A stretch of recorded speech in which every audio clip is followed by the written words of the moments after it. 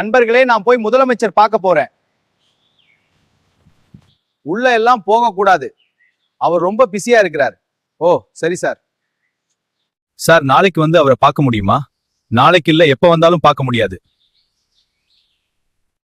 Sir, எனக்கு பத்திரம் எழுதி கொடுத்திருக்காங்க, எப்ப வேணா வந்து பார்க்கலாம் சொன்னாரு. பத்திரமாவது ஒழுங்கா போயிரல, தூக்கி உள்ள வச்சிருவேன்.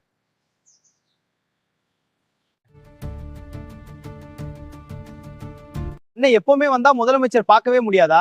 தம்பி, நீ யாரு? உன்னை நான் பார்த்ததே இல்லையே. நான் இந்த ஊருக்காரன் தான். அப்படியா? அண்ணே, இவருக்கு இன்னும் இவ்வளவு பெரிய வீடு இருக்கு. எப்பனே தம்பி, இது ஒரு வீடு தான், 100கணக்கான வீடு இருக்கு. அடடா. அண்ணே, எவ்வளவு சொத்து இருக்கும் இவருக்கு? தம்பி, அவருக்கு 1,00,000 கோடி சொத்து இருக்கு தம்பி. அண்ணே, 5 வருஷத்துல இவ்வளவு சொத்து எப்படி? உனக்கு தேவையில்லாத வேலை, கம்முனிரு தம்பி, இது போதும். அண்ணே, நானும் கஷ்டப்பட்டு சம்பாதிக்கிறேன். ஆனா 5 வருஷமா இப்படியே தான் இருக்கேன். ரொம்ப நல்லவனா தான் இருக்கேன். யாருக்கும் துரோகம் செய்ய மாட்டேன்.